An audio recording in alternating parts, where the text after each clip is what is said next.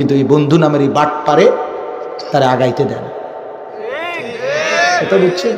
তার এমবি নাই, এই থেকে অসুবিধা নাই দোস্ত, আমরা দুজন একসাথে চলাফেরা করি, তোর এমবি নাই, আমার মোবাইল থেকে যদি তোকে উলঙ্গ ছবি না দেখাইতে পারি তো এই বন্ধুত্বের কি দরকার আছে? তাইলে আর এই যে আমরা ফ্রেন্ড, আমরা কিসের ফ্রেন্ড? তাই আমি যদি তোরে জাহান্নামে না নিতে পারি তো বন্ধুত্ব কিসের? জিজ্ঞাসা করে দেখেন, এই পৃথিবীর সমস্ত এই অন্যায় যেগুলো বড় বড়, এগুলো কোন অসৎ সংঘ তাকে তৈরি করে দিছে। একটা মদখোর নেশাখোরকে জিজ্ঞেস করেন যে তুমি প্রথম কেমনে শুরু করছো? কোন অসৎ বন্ধু তারে মদের আড্ডায় নিয়ে গেছে। জেনাখোর, ব্যভিচারী, নারীর সাথে অবৈধ সম্পর্ক, এই অসভ্য জানোয়ারকে জিজ্ঞেস করে দেখো, সে বলবে আমার বন্ধু নামের এক শয়তান আমার একদিন এই নারীর সাথে এই অসৎ সম্পর্কের বিষয়ে আমার ওই ফাঁদে ফেলে দিছে, নারীর ফাঁদে ফেলে দিছে। আরে যারা বিড়ি খায়, বিড়ি খায় মিয়া, এই বিড়ি খাওয়াই না বেটারে জিগান বুড়া চাচারে, চাচা আপনি বিড়িটা শুরু করছেন কেমনে? উনি বলবে যে আমি একদিন ঘুমের থেকে উঠা একটা রোজু টজু করে আত্মুখ ধুইয়া নিয়ত করছি আজকে সকাল 7:30 থেকে বিড়ি শুরু করব। এরম না, হ্যাঁ উনি বলবে এটা যে আমি হুজুর খাইতাম না, এই অভ্যাস আমার ছিল না, আমি কয়টা মানুষের লগে চলতাম, এই অযাত্রা আমারে কইতে কইতে বলতে বলতে একদিন ধরাই দিছে। এটা সঙ্গ, কথা বোঝেন নাই কি? কোন না কোন সঙ্গ, অসৎ সঙ্গ, সঙ্গ।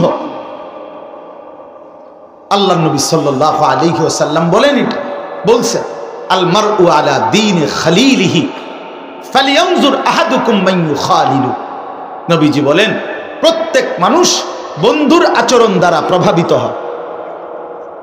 ফালিয়ানজুর আহাদুকুম মান ইউখালিলু, অতএব লক্ষ্য রেখো, নবী বলছে বন্ধু লক্ষ্য রেখো কাকে বন্ধু বানাচ্ছ। খোদার কসম আল্লাহ নবী বলছে 3টার সময় বাইর হইরা তার লগে রাতের 11টা পর্যন্ত তার সাথে আড্ডা দিলা, 8 ঘন্টা একটা বার আসর মাগরিব এশা 3 ওয়াক্ত নামাজ গেল, এই নাফরমান তোমার বন্ধু সাথে একটা বার বলল না যে দোস্ত নামাজ পড়বি না, এটা কিসের বন্ধু বলেন? এটা বন্ধু না, এটাই শয়তান।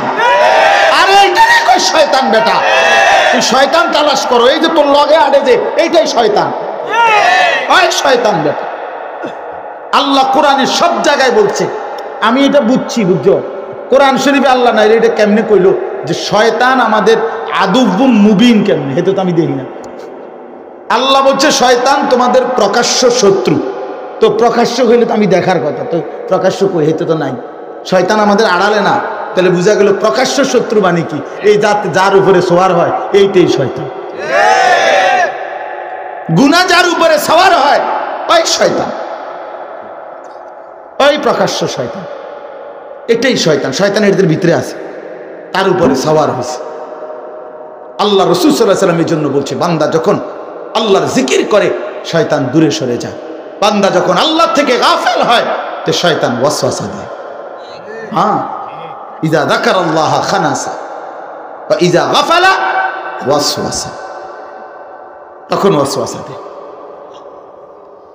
গাফেল হলেই ওয়াসওয়াসা দেয়।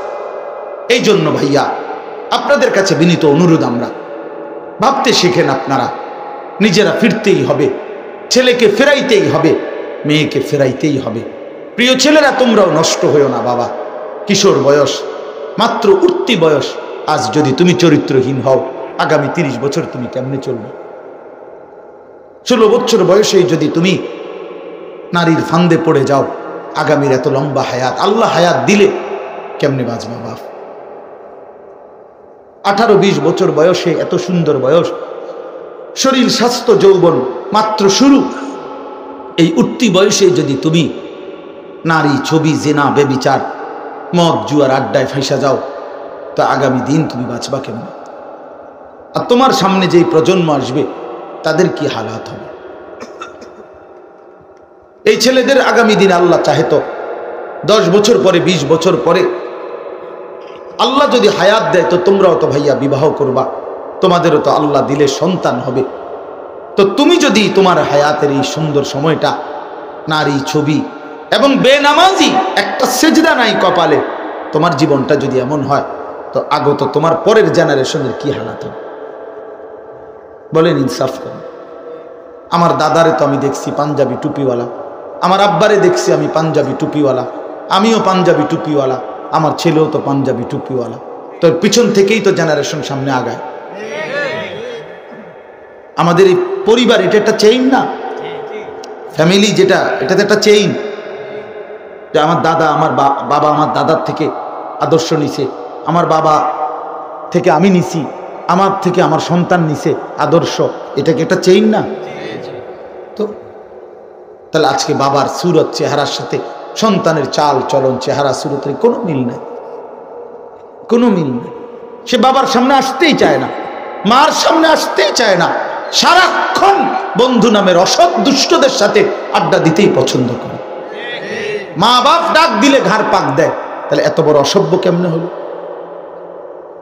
বলে? এই জন্য দয়া করে আপনাদের কাছে আমার অনুরোধ রইল, আপনারা নিজ নিজ বাবারা যারা আছেন অভিভাবক, আপনারা আপনাদের স্ত্রী সন্তান ছেলে মেয়ের ঈমান আমল নামাজ আখিরাত আল্লাহর কসম এদিকে ফিকির দেন।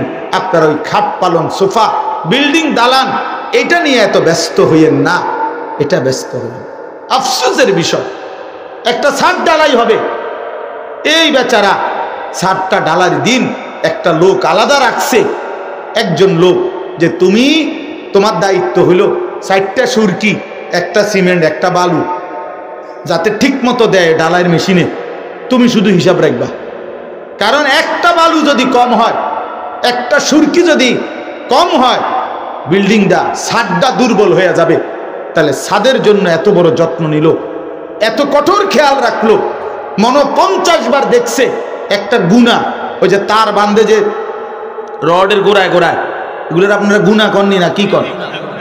গুণা, এইটা প্রত্যেকটা ধরে ধরে খেয়াল করছে যে একটা গুণাও যেন কম না হয়। ছোট ছোট ওই যে ব্লক, বুঝছেন না, তলে দিয়ে দেয় লোহার ব্লক, ব্লক হয় না, এগুলো দিছে সব দিতে, একটাও যাতে কমতি না হয়। ইঞ্জিনিয়ারে দেখছে, রাজমিস্ত্রির হেড যিনি উনি দেখছে, বাড়িওয়ালা নিজে দেখছে, বারবার নজর। কেন? ছাদ দুর্বল হবে, ছাদ যেন দুর্বল না হয়।